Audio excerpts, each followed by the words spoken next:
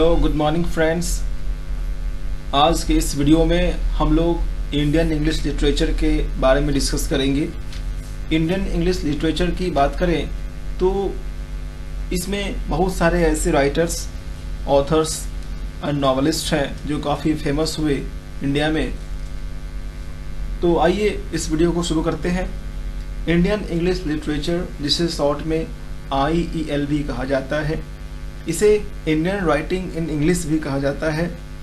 यह एक body of work है राइटर्स का, जिसमें बहुत सारे इंडियन राइटर्स अपने वर्क्स को, अपने राइटिंग्स को इंग्लिश लैंग्वेज में लिखे हैं। आगे चर्चा करते हैं। अगर इसकी हिस्ट्री की बात करें तो HLV Derozio and Michael Madhusudan Dutt के वर्क्स के साथ में इंडियन इंग्लिश लिटरेचर की हिस्ट्री की शुरुआत हुई। साथ ही साथ Rabindranath Tagore, Shri Aurobindo and R.K. Narayan, Mulk Raj Anand and Raja Rao, ये जो राइटर्स हैं, इन सबों का कंट्रीब्यूशन इंडियन इंग्लिश फिक्शन में काफ़ी ज़्यादा रहा, ताकि ये इंडियन इंग्लिश लिटरेचर अधिक से अधिक ग्रो कर सके, इसकी पॉपुलैरिटी बढ़ सके। इसकी हिस्ट्री की बात करें तो इसकी हिस्ट्री ज़्यादा पुरानी नहीं है। ये लगभग 200 साल पहले से शुरू हुई है। फर्स्ट बुक जो किसी इंडियन के द्वारा इंग्लिश लैंग्वेज में लिखी गई, उस बुक का नेम है ट्रैवल्स ऑफ दीन मोहम्मद, जिसे शेख दीन मोहम्मद ने लिखा और इसकी पब्लिकेशन 1794 ईस्वी में इंग्लैंड में हुई।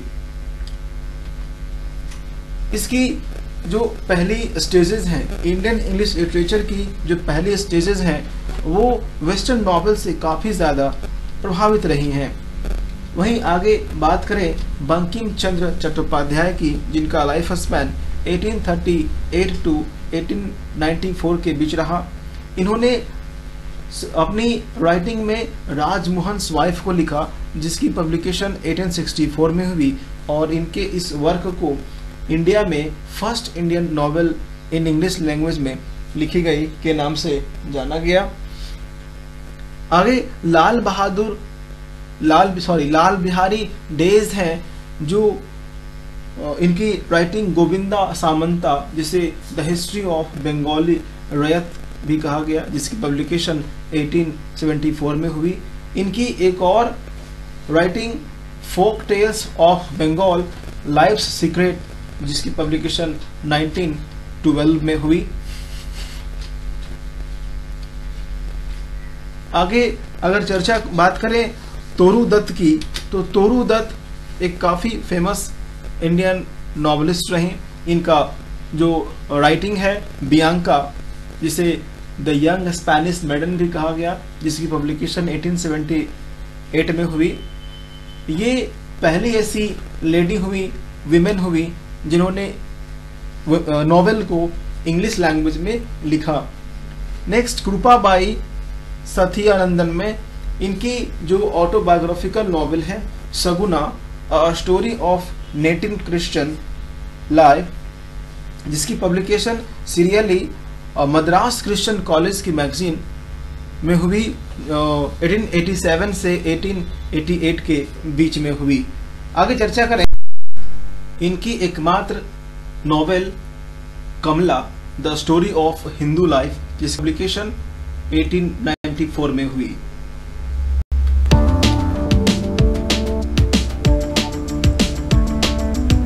दोस्तों, चैनल को सब्सक्राइब करें, लाइक करें और शेयर करें, ताकि मैं मोटिवेट हो सकूं और अधिक से अधिक वीडियो आपके लिए ला सकूं। आगे देखें तो राजा राव की बात करें। राजा राव एक इंडियन फिलोसोफर, एक अच्छे राइटर, एक अच्छे ऑथर भी रहे।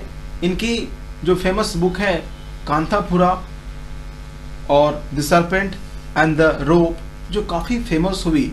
ये दोनों जो इनकी नॉवेल है, ये स्टोरी टेलिंग जो क्वालिटीज़ होती है, उसके लिए ये काफ़ी ज़्यादा फेमस हुए। किसारी मोहन गांगुली, जिन्होंने महाभारत को पूरी तरीके से इंग्लिश लैंग्वेज में ट्रांसलेट कर दिया, यूरोपियन लैंग्वेज में ट्रांसलेट किया, ये पहले ऐसे व्यक्ति रहे। आगे बात करें रविंद्रनाथ टैगोर की, तो रविंद्रनाथ टैगोर जिनकी लाइफ स्पेन 1861 टू 1941 तक रही, ये बंगाली एंड इंग्लिश लैंग्वेज में अपने राइटिंग्स को लिखे, और बंगाली लैंग्वेज में जो अपने राइटिंग्स को इन्होंने लिखे थे उसको इंग्लिश में इन्होंने खुद ट्रांसलेट भी कर दिया। नेक्स्ट है धन गोपाल मुखर्जी। धन गोपाल मुखर्जी जिनकी लाइफ स्पेन 1890 टू 1936 रही, एक पहले इंडियन ऑथर हुए जिन्होंने एक लिटरेरी अवार्ड यूनाइटेड स्टेट्स में जाकर के गेन किया, रिसीव किया।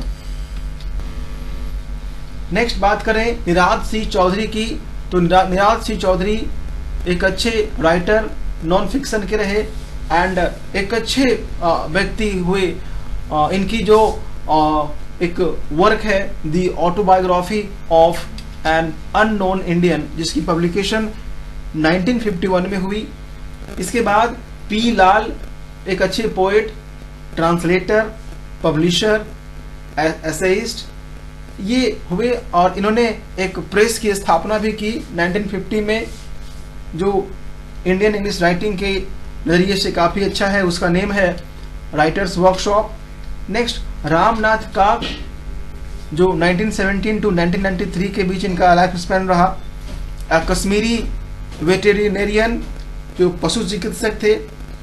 इनकी जो एक ऑटोबायोग्राफी है ऑटोमन लीव्स, जो पूरे कश्मीर के 20th सेंचुरी में जो भी वहाँ पर नेचर की पार्ट्स हैं, अच्छे अच्छे जो सीन्स हैं, उसके बारे में बड़े अच्छे तरीके से इन्होंने अपने इस नॉवेल में पोर्ट्रे किया है।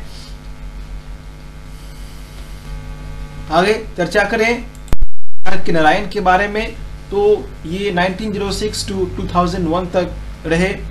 इनका कंट्रीब्यूशन लिटरेचर के क्षेत्र में काफ़ी डिकेड्स, काफ़ी दशकों तक रहा, इनकी मृत्यु तक रहा।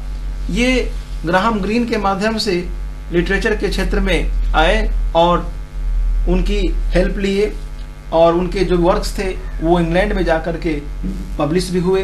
ग्राहम ग्रीन एंड नारायण दोनों एक काफ़ी अच्छे दोस्त भी रहे। उसी तरीके से बात करें तो थॉमस हार्डी यूज्ड वेसेक्स, ठीक वैसे ही नारायण ने भी अपने एक काल्पनिक टाउन मालगुडी की कल्पना की है अपने नॉवेल्स में। नारायण की स्वामी एंड फ्रेंड्स जो नॉवेल है वो काफ़ी अच्छी नॉवेल है, अच्छे गुड है, साधारण तरीके से इसको प्रस्तुत किया गया है।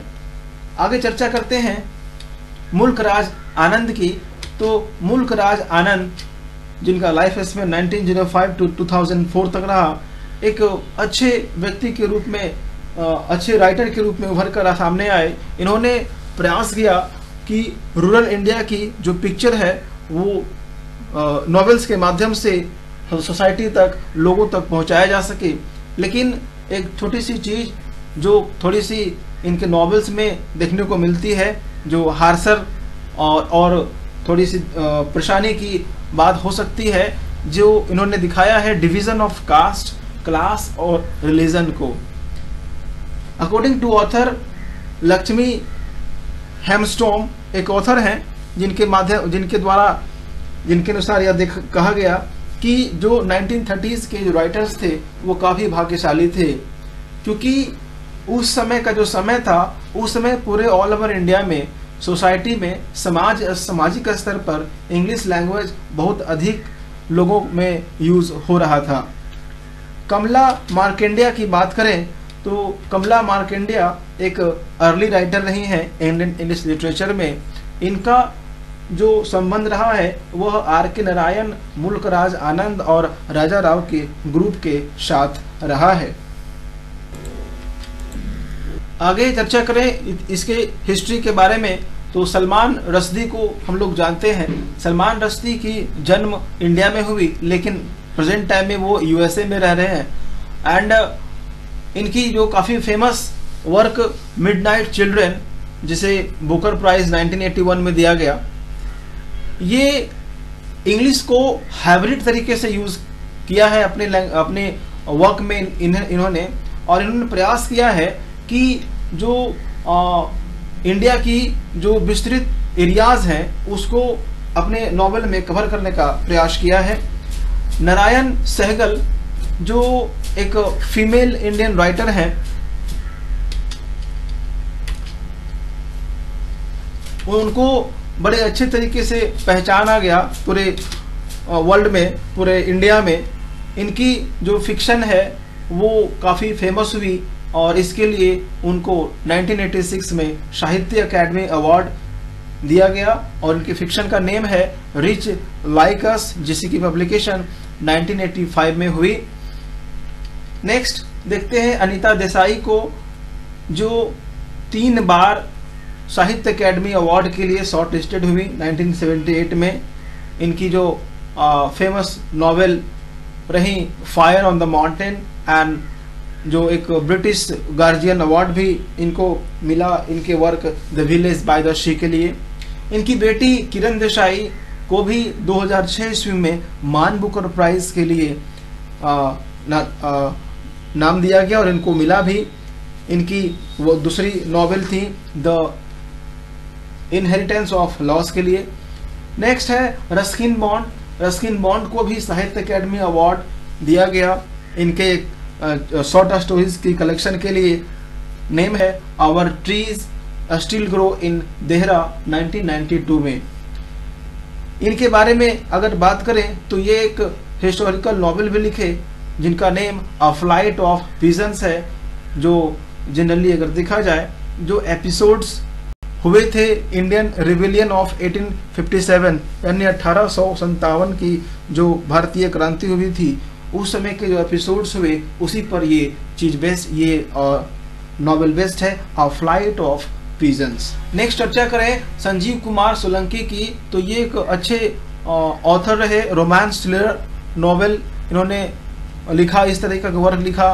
एंड इसकी आगे बात करें तो ये लुधियाना पंजाब से संबंधित रहे, जुड़े रहे।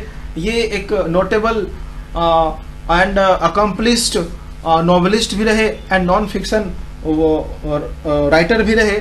इसके बाद विक्रम सेठ की बात करें तो विक्रम सेठ की जो वर्क है the golden book gate 1986 and suitable boy 1994 में, जिसे काफ़ी सराहा गया और इन्होंने अपने आप को सेल्फ कन्फेस्ड किया और अपने आप को फैन बताया है जेन ऑस्टन का। विक्रम सेठ एक नोटेबल अकम्पलिश्ड नॉवेलिस्ट भी थे और एक पोइट भी थे।